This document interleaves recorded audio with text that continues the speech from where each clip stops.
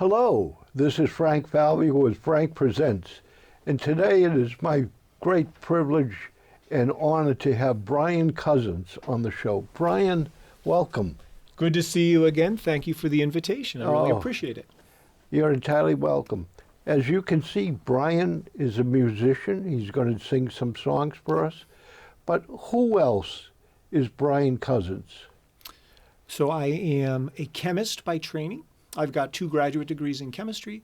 My career has been in people management. So I'm an executive in a company located, nearby, and I basically have worked in the technology industry, meaning pharmaceutical industry, medical device industry, my whole career, and I'm quite proud of that work. We did a lot of good things to bring health care to people, and a lot of fantastic innovation, and a lot of life-saving products, and I'm very proud of being part of that type of organization. Being a people manager, which in many respects, in some respects I consider myself, I have seen companies that have really, when I started in the 60s, ITT Continental Baking Company, right? The woman wanted to wear pantsuits and not dresses, right? I mean, huge, dumb mistake that they insisted that the woman had to wear pantsuits. It's the way you respect, I think, and treat people. Yeah. I went to a high school, Boston English High School, that was like a third African American, a third Roman Catholic, a third Jewish with a sprinkling of WASP in the mix. Mixed right? in for good measure, right? Which made it so much pleasurable. Yeah. And I gather that's what you've found in absolutely. people management. I mean, the beautiful part about that is it serves everybody's interests. When you allow people to be their actual selves, to be the people that they are in the workplace, they bring themselves to work, they engage with work, they get deeper into it, they give their whole mind, their creativity, their effort to the organization for the right reasons, because they choose to, because they have something to offer, rather than having to be something different in the workplace than who they really are. I think that is what has happened over the last 50 years, is people have the right to be the kind of people they are.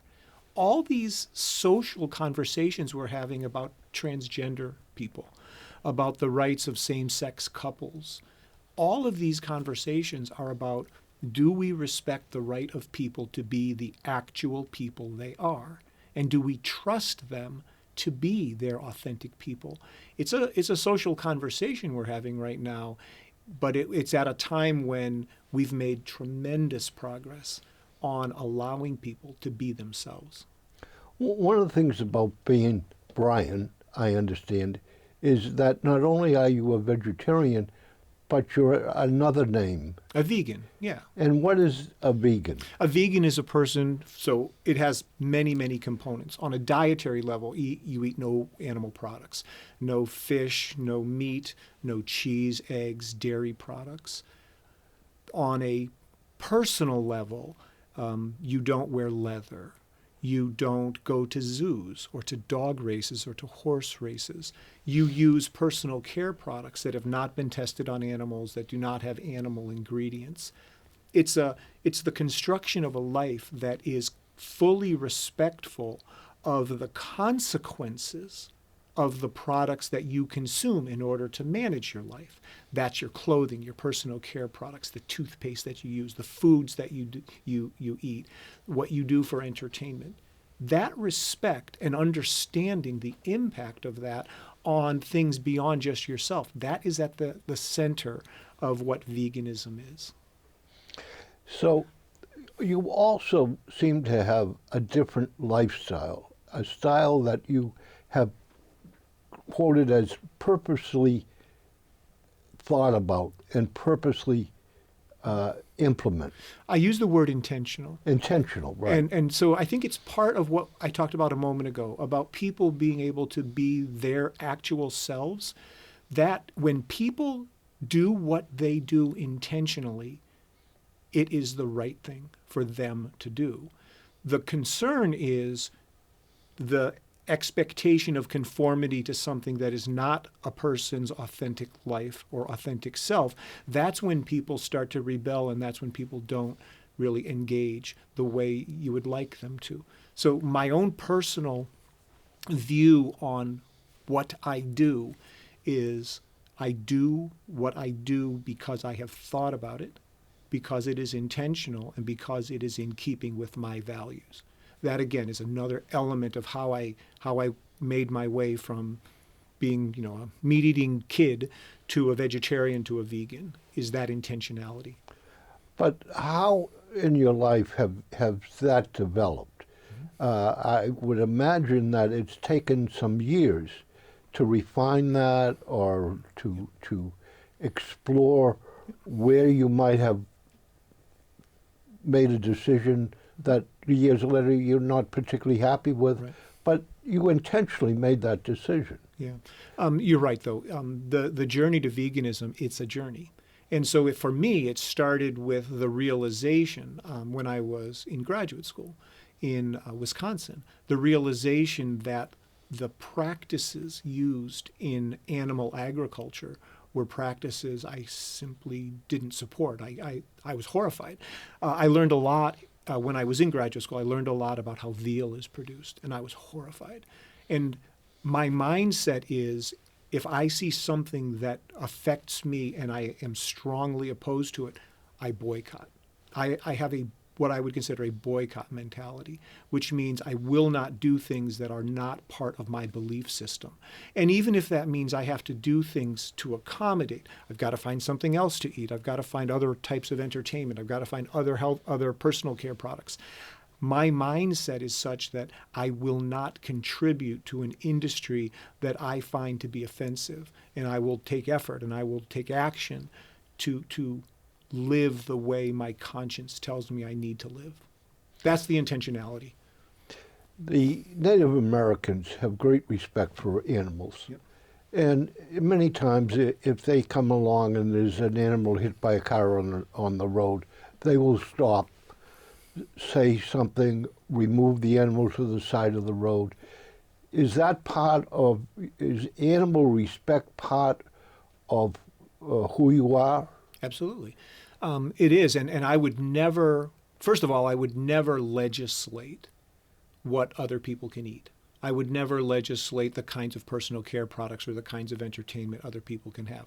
What I would do, though, is I would speak out on behalf of what I think is appropriate. I would never tell a Native American person anything about the respect for animals that they show. I know that is a very long tradition, and I know that when white people came to this continent, one of the real points of conflict was over the treatment of animals.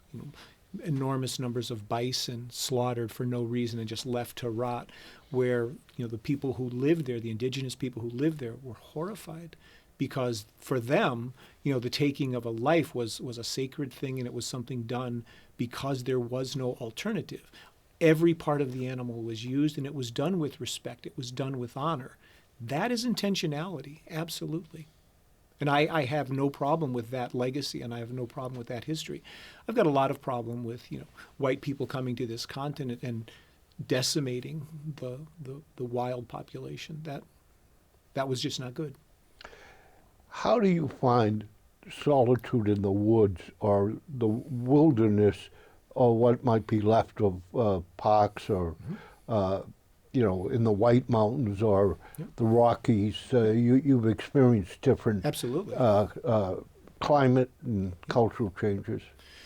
So first thing I would say is, if you have a perception that we are a world of limitations, that we are a world where there is not enough, take an airplane from Chicago, Illinois to Los Angeles.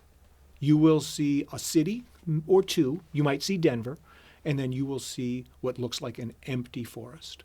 And you will say, my goodness, the United States of America has a bank account of land that is almost inexhaustible. We are a land of plenty. There is enough of everything for everyone if we stop wasting it foolishly. But there is just so much beauty. There is just so much nature, so much wild land in the United States to experience. I've been everywhere from the Boundary Waters in northern Minnesota, which are magnificent, all throughout the Rocky Mountains, through the East Coast, throughout the Midwest.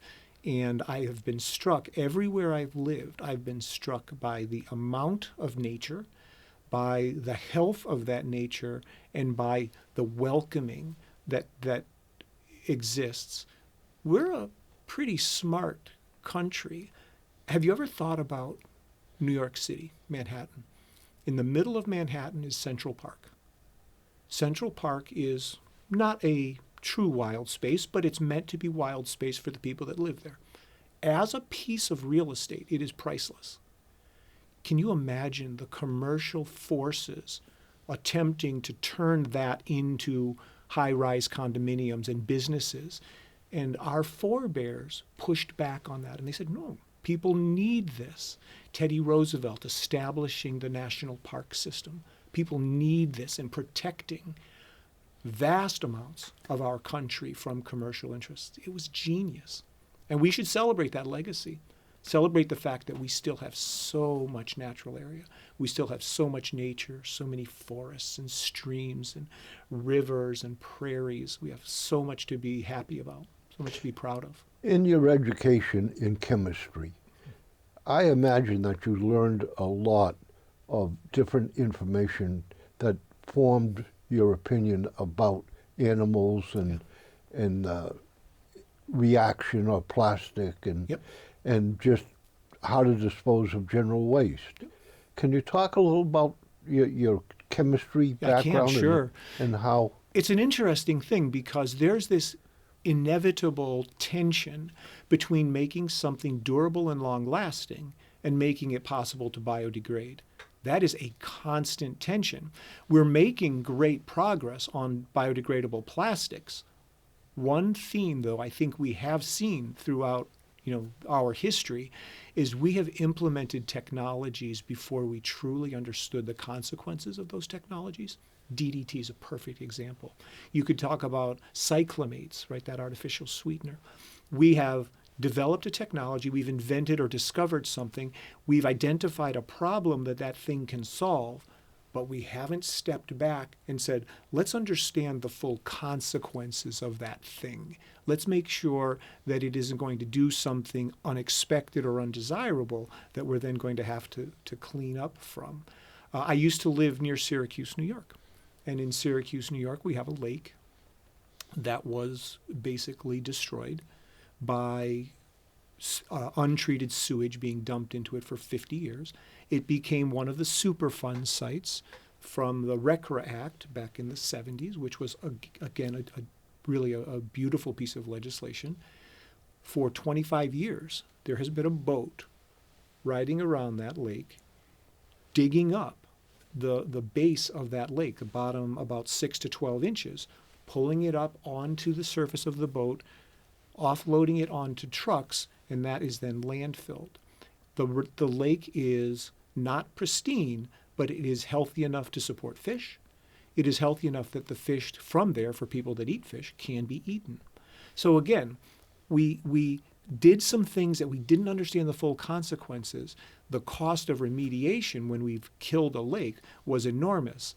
But when we put our minds to it, we have the technology to bring a place like that back to life. And we did it. All you have to look at is if you've seen any of the photographs of Chernobyl, a massive nuclear accident there. After 10 years, they took photos, 20 years, etc. The mark of people is being erased from Chernobyl. You have to look hard to find evidence that people were ever there. When the earth is left alone, she recovers. She heals herself. And so for people that are despondent about the climate crisis, all we have to do is stop and let the earth take over, because it will heal itself and it will return us to the conditions that it should be at. We don't have to apply medications to heal it. It will do it itself. Interesting. So, changing the subject somewhat, you express a lot of your feelings through music. Absolutely. And you're a singer-songwriter that so far have produced 3 CDs. This was the first one, right? No, Whatever Happened was first. Oh, okay.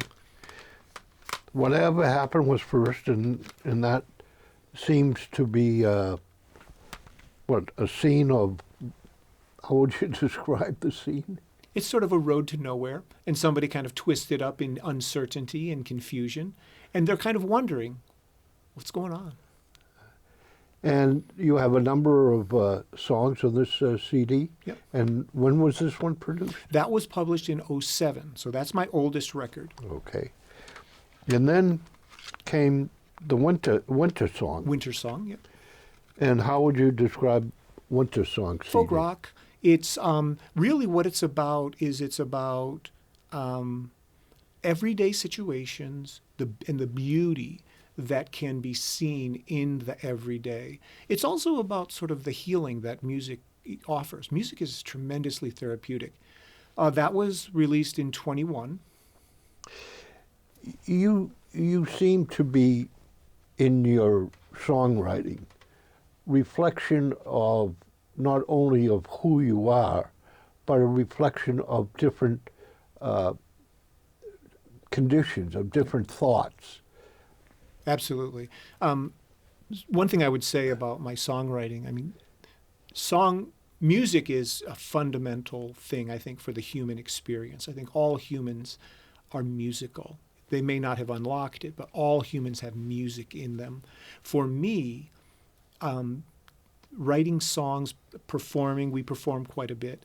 Writing songs and performing is like giving speeches or teaching for others. It's the way I express myself. It's, when I feel like I've got something to say about something, that's one beautiful way of doing it. I mean, I love musical sound, but I also take the lyric and the meaning, the message very seriously. And those two things just come together so beautifully in song. And the most recent one is Dissonance. Dissonance, yeah. That was published in May of 2023. And we're actually in the process of recording a new record. The new record is to be called A Memory of Laughter, and that will be released in '24. Well, you can be reached in secondsons.com. Right. So I'm part of the band called Second Son. We have a website. The website address is Second Son MA for Massachusetts. The secondson.com was already taken actually by a group in England. Oh. Secondson.com was taken by them. So we are secondsonma.com. If you go there, you can read about the band. You can hear music. I also have a personal website, briancousins.com. On briancousins.com, all of my music is there. The way things go today, the way music is today, you don't sell music. You go out and do shows and things like that. But the music itself, you just give it away. Those 3 records are available on Spotify under my name. But if you're a songwriter and your goal is to make $1 million by selling albums, selling CDs, it's going to be your family's going to have to buy a lot of CDs because people just don't buy CDs anymore. Except me. There's the occasional person who might do that, but in general, it is not common. Mine are normally used. Right. Mine are normally used CDs. Well, could you introduce a song and play us the song and tell us a little about the song and where the idea came from? An issue that we're talking about a lot in this country is immigration. And as we talk about immigration, we're really focused on what we think are the bad things that people who come to this country are doing. Things like they're stealing our jobs, which is certainly not the case. We have room for millions of people. There are lots of jobs unfilled in this country. But let me ask this. A lot of the people that have immigrated here, including children and young adults, Yep. haven't reached the point of the educational level of getting jobs. Yep. So there is, to me, seems to be an enormous reserve of labor that has yet to impact the labor market, and will probably somewhere in the future. You mean things like being unable to speak English? No, not quite, because you can overcome that by having an immigrant that speaks English act as a group interpreter. Yep. So that to me isn't particularly. What it is the numbers, the quantity. In other words, and do you believe in unlimited immigration? I mean, Unlimited? Unlimited in the sense that if Nicaragua sent 25% of its population, is that depleting Nicaragua too much? Right. And is that potential 25%, you mentioned labor, going to, not maybe today, not maybe in a year, but in 5 or 10 years? How far are we looking out? Yeah. Or yes, I'm looking out on immigration. Well, I don't think the question is, can we take every immigrant from every country all at once? I don't think that's really the issue. I think the issue is, and this is where, my songwriting comes in, how should we be thinking about this? And I hear all this talk about, these numbers, well, X thousand, and these people are stealing our jobs. What I wanted to do in the songwriting is, let's dig deep in that, and let's think about a person. Let's think about this man. Let's think about this woman who came to this country and what they might have gone through. When I was at a previous company, I had employees in my organization, engineers, mechanical engineers, highly trained people who came to the United States hiding in the bottom of a boat. They came across dangerous waters. They crawled through the desert. I look back on people like that and I said, had I been born where you were born, would I have had the courage to do that? Those are people with hearts those are lion hearts. Those are lion-hearted people. Well, we had people from Iraq that helped U.S. military forces. Yep. And I know 5 of them, when they landed, Harvard University hired them right on the spot and paid great money because they were so technically valuable and technically proficient in their area of expertise. And that is a consideration. I don't know that somebody's ability to stay in the United States, if they go through that journey, should be based on their value. I mean, I do strongly believe in the inherent worth and the inherent dignity of all people, irrespective of whether we consider them to have value or not. I don't accept the idea of the value of people. I look at it as every human being is a child of God, and you need to have the respect that goes with someone being the child of God.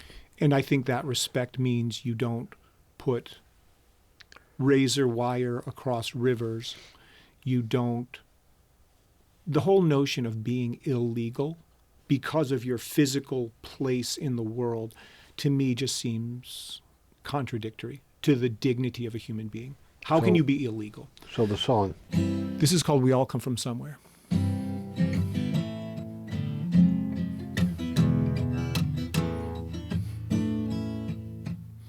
He said he came from the city. She said she came from over the sea. He said, I can never go back there again. She said, there's nothing left there for me. We've all come from somewhere. We all have somewhere in our minds. Somewhere in our minds.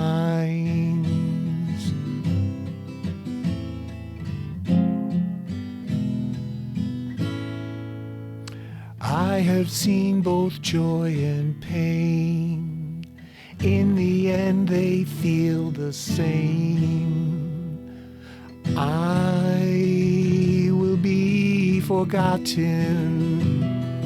I will be forgotten. Home is a place that I don't understand. Home is a word I no longer say. There's a boat that is leaving at midnight. There's a truck that will drive through the desert heat. Crawl in the back, but please don't make a sound. Pray for no strangers there for us to meet. We've all fled from somewhere. We all are migrants in our minds. Migrants in our minds. She said she came from the city. She said he came from over the sea. She said I can never go back there again. He said there's nothing left there for me. We've all come from somewhere. We all have somewhere in our minds. Somewhere in our minds. What would you do to come home? What would you do to finally come home? Wonderful. That's called Great. We All Come From Somewhere. That is great. And so what I was trying to get at with that song is let's not focus so much on the macro, the 10,000 or 5,000 or the buses that are sending people from Texas up to New York City. Let's focus on the individual. If that was your brother, if that was your mother, your sister, your cousin, your uncle, how would you feel about this incredibly dangerous journey, this arduous trip to try to give your children a better life? Think about the courage that takes. And think about the United States as a country where people with that kind of courage come to our country. It does something for our country. It makes us a better people. In the same way we've welcomed immigration our entire history. The concept is difference makes us stronger. And that is as true today as it was during the years of Ellis Island or even before that. Difference makes us stronger. I totally agree that difference makes us stronger, but I totally disagree that you only have to look and focus on the individual. Mm-hmm. You need to see what the effects of something might be. I'm trained as an accountant, so many times I was called upon to analyze and say, if you do this, this is going to have an economic effect. Cost-benefit analysis, right? Right. And I think you need to look at immigration to the United States. First of all, it needs to be more diverse worldwide. The immigration needs to be more from other countries and other ethnic areas and less from South America. Mm-hmm. And there is value in looking at both the individual, but you have to also look at the effect that it's going to happen. Well, as an example, there are about 25 families in Franklin right now that have been welcomed into the area. They're from Haiti. So they're not Nicaraguan, they're not Ecuadorian, they're not, Honduran. If you go to the southern border right now and you look, there are obviously a lot of people there from Central and South America. There are Poles, there are Ukrainians, there are Russians, there are people from other parts of the world that made their way through that point of entry because that is our Ellis Island today. That is where people striving to get to the United States, that's where they go now. Now, I don't think we've done a very good job in the infrastructure necessary to handle that, and we've been shocked by the numbers, but we shouldn't be. We know that those countries are places that people are fleeing. We know that. We know that they're fleeing gangs, they're fleeing violence, they're fleeing threats to their lives. We should be better prepared. We're smarter people than that. We know what's going on in the world, and we have the resources to prepare better for it.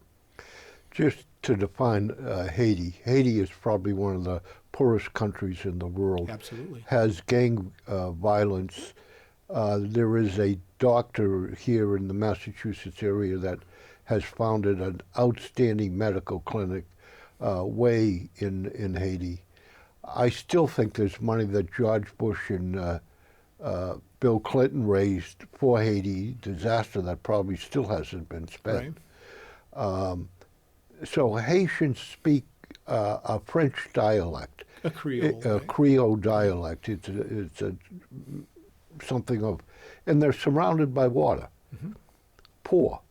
So it amazes me that there are such a large number of Haitians that have come.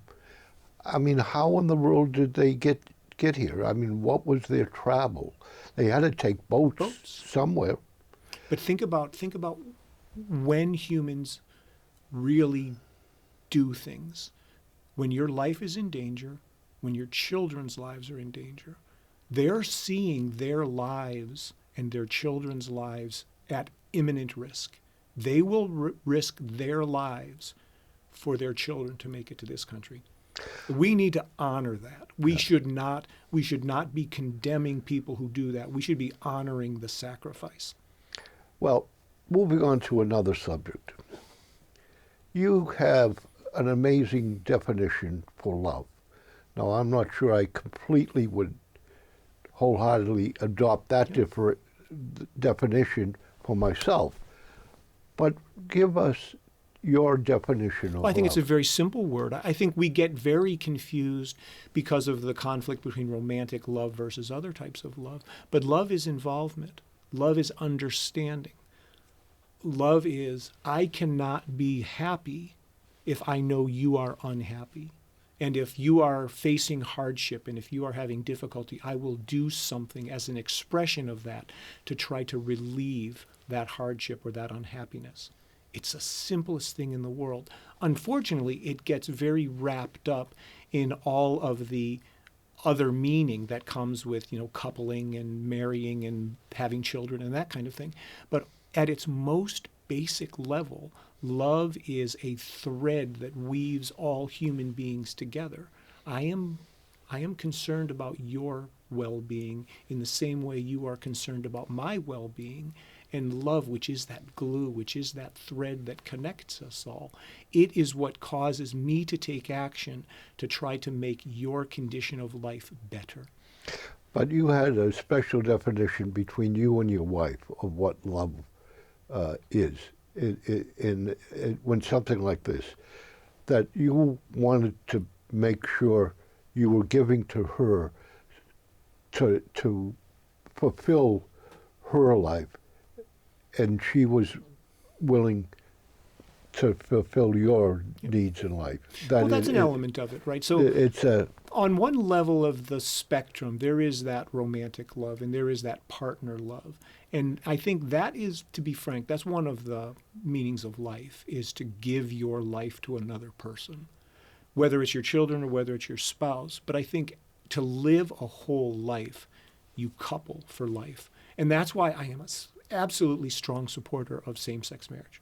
I absolutely think it is an essential thing for a just nation to allow every single person, regardless of who they love, to be able to express that love through lifelong coupling. It is the most essential right that we give to people, to say, I will have the protections by having chosen to spend my life with this person. It is essential. You've written a song about your daughters or your children, and you've written another great song about emotions. Tell me your concept of emotions and what's in that song. Which one are you thinking of in particular? I think it's called Emotions. Welcome to My Emotion. Yes. Welcome to My Emotion. Yes. So that's on the Dissonance record. What that's really about, so the lyric there has to be with, don't believe everything you're told. Emotion is the thing that makes you take action. If the things that you know and you understand that drive you to action are wrong, you're likely to take wrong action. And I think that let's just go back to the immigration situation. If you truly believe that Mexico is dumping its worst people into the United States, rapists and drug dealers and things like that, if you truly believe that to be the case, then you will oppose people emigrating into the United States. And you would be justified in doing so if that was the truth. But the emotion that you would have about we've got to keep these people out, if it's based on wrong facts, then you need to not believe everything you read or everything you hear, and look into it for yourself so that the emotion that drives your view on an issue is driven by correct and real fact. There are probably bad people coming across the border, but there are people who are scared for their lives and starving to death and who will be great Americans. And I know in my heart those people so outnumber the bad ones. And we know how to handle people that break law. We know how to handle people that are here for ill intent. We also know that we can give opportunity to good, well-intentioned people. We know that, and we have plenty of room and opportunity for that. Well, you'd like to express that in a love song. I do. Can you tell us about the love song? Yeah, I write some love songs from time to time. Every once in a while, it just has to come out. I know for some songwriters, the relationship with love songs is a bit of a tenuous one because it can get kind of cliche and it can get kind of sappy, silly. There are occasions where I write, just plain old love songs. And I wrote a song called Look Around You. And what it's about is, it is definitely a love song, but it's about, opening up yourself to the experience of the beauty that is around all of us, because it's there. It's everywhere you look. It can be difficult in the day-to-day. I've got to get the kids off to school. I've got to do this. I've got to pay my bills. It can be difficult to take a step back and focus on the beauty that is around there. But the song is about that, about doing that. So let me go ahead and play that. This is called Look Around You.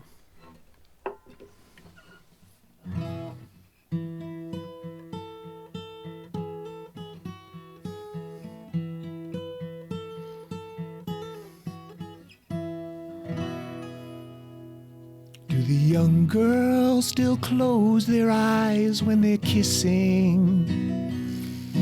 Do the young boys still raise their arms when they're winning? Do the mothers still cry to see their babies smile?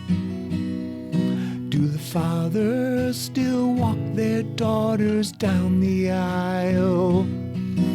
I used to be the king of the world. I used to be the king of the world. I looked around me, looked around me, looked around me.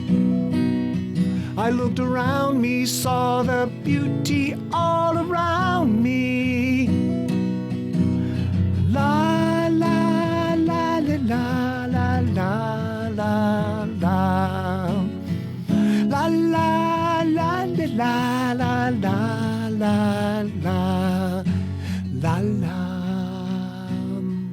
When everyone you've ever loved is gone, and most of what you once believed is wrong, really what I left you but your songs?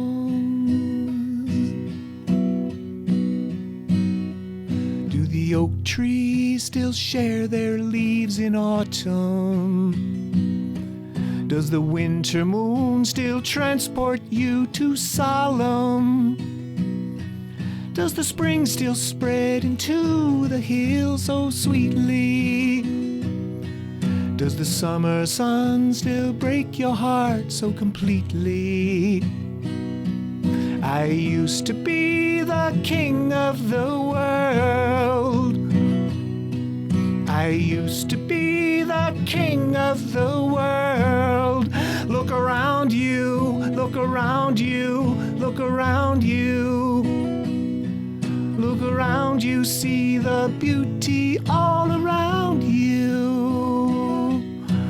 La la la la la la la la. la.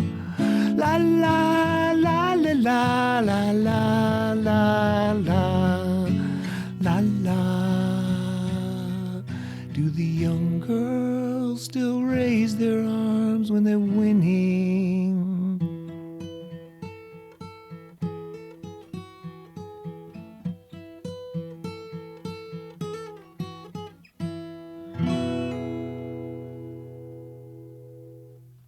So that's just a love song. Thank you, thank you. Brian, what are some of the other songs that you've written? What has been the topic of the theme of those songs? The first record is called Whatever Happened. The title track on that record is Whatever Happened. And it's really kind of a meditation. It's about, so the lyric is, whatever happened to live and let live. It's kind of a meditation on how we treat one another. Whatever happened to thou shalt not kill. Because we don't seem to live our ethics as a nation. We have an ethical structure in our country that would respect the individual, that would tend to value life, yet we are reluctant to implement common sense gun laws. We have capital punishment. A country that has our ethical and moral background, I don't think there's a place for capital punishment. I really don't. And so the song is a meditation on that, is how do we square up who we think we are with how we behave. That's an example of a song that I think it's very topical, it's very very thoughtful in terms of the lyrics. Not everything I do is that serious, though. Sometimes it's just about the joy of being with other people. It's just the joy of life. I've got a song called, I Was Born in a Place. And it's just, the chorus is, when we're giggling down the street, people stare, but honestly, darling, I don't even care. It's just about love. It's just about being with the people you love and having lives of good emotion, of loving emotion. You seem to be able to stay in the presence, and being in the moment seems to be purposely on your mind to do. How do you accomplish that? That's an interesting question. It is an effort. So one of the things is I truly believe in the things that I write about. I truly believe there is beauty all around us. I truly believe that, there are beautiful things in the world and beautiful people in the world, and that joy is a choice. I believe we can all be joyous. There is so much to be joyous about. That keeps me focusing on the present and making it the best present that I can. To give a promo to my radio show, Brian Cousins was on the radio show with his DJ list of songs. So if you want to hear more of the music, you can go to SoundCloud, and I'll have to check if that program is up on SoundCloud yet, but it probably will be shortly. Yeah. And those are finished recordings. Those are studio recordings, so they're more heavily orchestrated. They're not what I would play, out live, and they're not what I would play solo. But it is a good cross section of the songs. You had asked me for 10 kind of, significant and meaningful songs, and I think that grouping is a good cross section of the kinds of things I write about and my writing style. Yeah, and so that leads me to ask, musically, what do you personally like or listen to? I don't listen to a lot of music. I haven't for the last couple of years because I've been writing a lot of music, and I find it a bit distracting. But when I do listen to music, I'm a massive Beatles fan. I love The Doors. I love Pink Floyd. I love Bob Dylan. I love Paul Simon. I mean, music has been a very important part of my life, and the musicians that I follow and that I love, I adore. And so I have music going on in my head pretty much all the time, but I don't listen, actually at home, I don't listen to a lot of music. One of the things that came up on that show is I asked you if religion was a strong part of your life, and you indicated no, it comes more from an ethical Right. or person. Can you talk about how Yeah. that I think that comes? weaves into the discussion about veganism, right?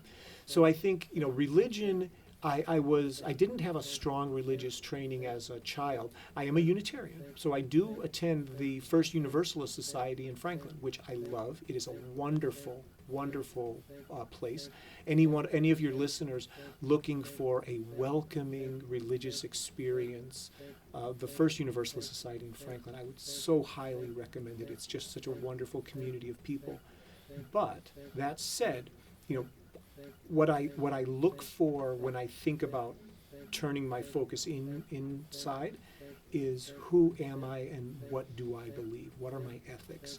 That's what has pushed me along the road to veganism, is the understanding of the impact that my lifestyle has, and the knowledge that with changes and different decisions, I can dramatically change that impact. Now, as one person, the fact that I don't eat meat, I'm not going to, change the meat industry.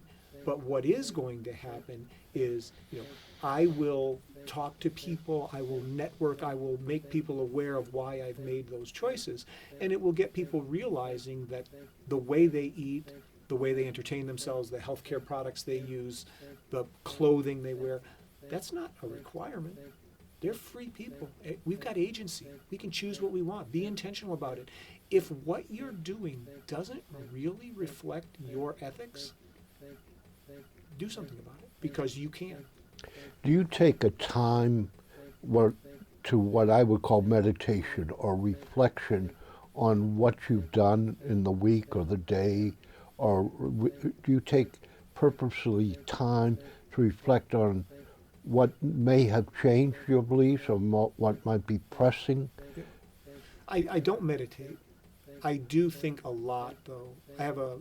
Like a lot of people, I have a very strong inner monologue. And it's always saying, did you do the right thing? Did you do the right thing? Did you do the right thing? And I think that is really a wonderful pair of guardrails to make sure that my beliefs, my ethics, my intention is the way I am actually living. And that was the whole thing we talked about on the radio show about intentionality. It is whatever you're doing, don't say, well, I do this because I grew up doing this. I do this because my grandfather used to do this. I do this because it's what, somebody else tells me I should do. We're free people, every one of us, and we've got agency, and we've got power, and we've got strength, and we've got the authority to live our lives the way we want to do it. And so for me, anyway, the journey to veganism has been the exercise of that agency.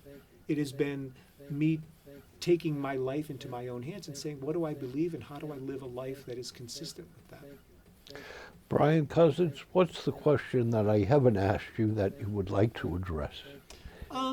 So I think as far as all the music stuff is concerned, maybe the question would be, what are you hoping to get out of this? What are you hoping, Brian, to get out of this? So first of all, music to me is a fundamental human expression. Just an interesting fact, there have been hundreds of human societies studied, very primitive, modern, very advanced societies, hundreds of human societies. Every single human society that has ever been studied had two things in common. They had some perception of a deity, some sort of God that they believed in, and they had music. Music is the foundational activity, exercise. It is woven into our DNA. So I want to live that. I want to respect, and I want to make music, and I want to be musical. I want to also, and you saw us in concert, I want to encourage other people to do the same. Write a song. You don't think you can write a song? Just start humming and put some words that are something you care about, something you believe in, put some words to it, and before you know it, you've got a song. It doesn't have to be great, it doesn't have to be good. Don't get discouraged from making music because you hear or see the heroes of music, and we've got a lot of really great pop stars out there. Just because you see the perfection in the work that they do, don't let that discourage you from expressing yourself. Get out there and just make your own music. That, what I hope to get out of this whole musical thing, is just to encourage other people to make music. Make your own music. Brian Cousins, if people want to reach you or contact or find out your schedule or maybe where your group is playing, how can they do that? We've got a website.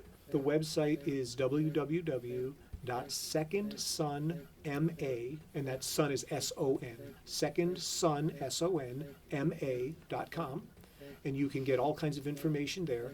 And then I personally have a website, www.briancousins.com, and you can also get a lot of information there. You can get music on both of those sites. My records are available on Spotify under my name, under the name Brian Cousins. You can stream the records there. So it's pretty widely available. Thank you for coming on Frank Presents. It's my honor to have you. It was a real And a pleasure. I pleasure. appreciate the invitation. Oh, you're entirely welcome. Maybe we'll have an opportunity to do this again I sure hope at so. some point. This is Brian Cousins and Frank Falvey wishing you an intentional day and a day filled with joy and purpose. So till we meet again, either in person or via this program, we want to bless you for watching and thank you for watching.